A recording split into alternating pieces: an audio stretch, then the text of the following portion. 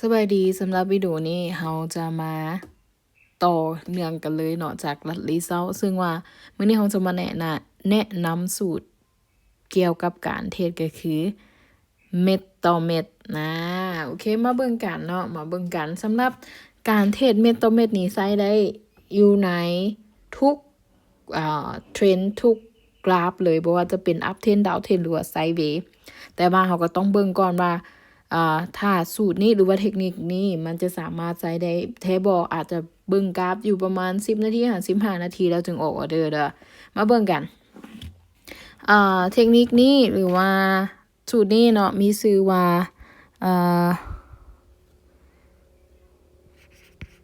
การเทศเม็ดต่อ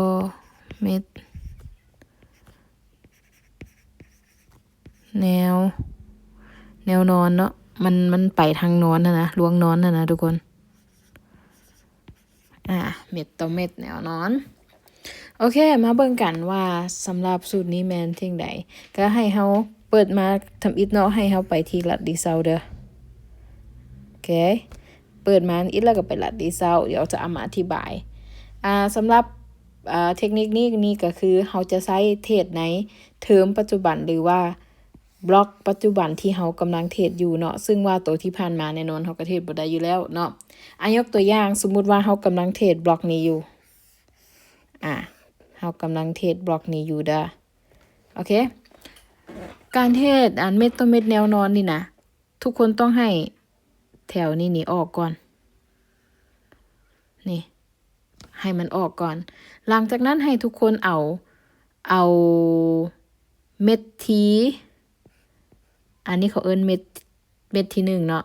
และตัวนี้เป็นเม็ดที่3เป็นหลักมาเริ่มกันเลยเด้อเข้าใจง่ายๆเนาะทุกคนเนาะเบิ่งภาพแล้วก็เอาลองไปนำใส่เบิ่ง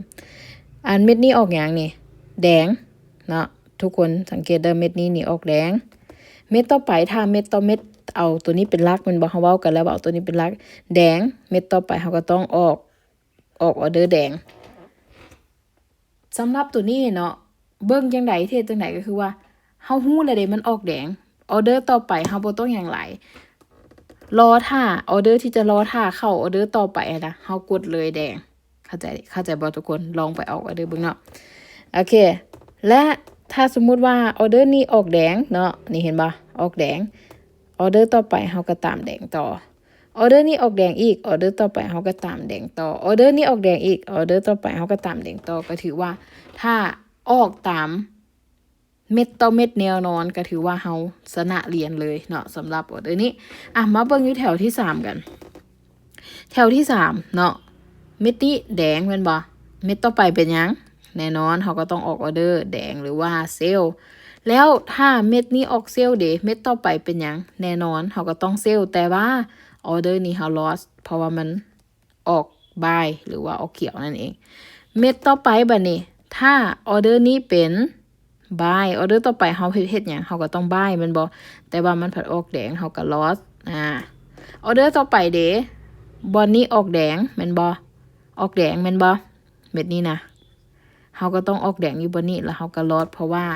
เฮาตามเม็ดต่อเม็ดทางข้างเด้โอเคเส้นเดียวกันมาเบิ่งออเดอร์นี้เนาะให้เฮาเบิ่งไปที่แถวที่1แล้วก็แถวที่3เอาเม็ดนี้เป็นหลักเนาะเม็ดนี้ออกหยังเขียวออกเม็ดนี้ต่อเขียวแพ้เม็ดนี้ออกหยังแดงออกเม็ดนี้ต่อแดงแพ้เพราะว่ามันออกเขียวเม็ดนี้ออกหยังออกเขียวออกเม็ดต่อไปเขียวถูกเนาะก็คือว่าชนะแล้วเม็ดต่อไปเขียวเม็ดนี้เขียวเม็ดต่อไปเขียวเฮาแพ้โอเคเม็ดต่อมาเขียวเม็ดนี้นะเม็ดต่อไปแน่นอนก็ต้องออกเขียวเม็ดต่อไปเม็ดนี้ออกเขียวเม็ดต่อไปก็เขียวเม็ดนี้ออกเขียวเม็ดต่อไปก็เขียวเม็ดนี้เขียวเม็ดต่อไปก็เขียวก็ถือว่าเฮาชนะซึ่งการเทศแบบนี้ก็จะประมาณนี้ก็คือเฮาได้ล้มกันไปในเบื้องต้นเนาะก็คือว่าเฮาสามารถออกออเดอร์ได้โดย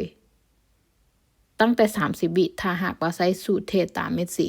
เพราะว่าถ้าคำว่าสูตรเนาะเฮาบ่จำเป็นต้องวิเคราะห์มันเป็นสูตรตายตัวอยู่แล้วสำหรับเม็ดสีนะ ก็คือออกตามนั้นเลยสมมติว่าโอเคเข้ามาเบิ่งตลาดแล้วเฮาเว้ากับตัวเองว่ามื้อนี้ข่อยจะใช้สูตรนี้ข่อยจะใช้สูตรเม็ดต่อเม็ดแนวนอนเฮาก็เทศตามนั้นเลยอาจจะเพิ่มเทคนิคการคูณเงินหรือว่าเทคนิคการเดินเงินเข้าไปหรือว่ารอออเดอร์ที่ทุกคนมั่นใจแล้วค่อยออกออเดอร์ก็ได้คือกันเนาะอันนี้ก็คือรูปแบบการเทรดตามเม็ดต่อเม็ดแนวนอนโอเคถ้าผู้ใดที่ว่าเข้าใจแล้วเนาะก็ไปลองเทรดดูเดโมเบิงก่อนที่จะเข้ามาเทรดตัวจริงแต่ถ้าผู้ใดยังบ่เข้าใจก็อินบ็อกมาเดี๋ยวจะอธิบายให้อีกตื่มเนาะสำหรับ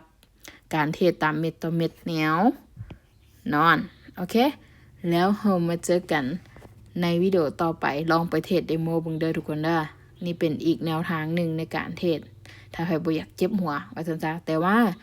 ยังว่าคือเก่าเฮาบ่คอนเฟิร์มว่าเฮาสิได้กำไร 100% หรือว่าชนะ 100% บ่เด้อ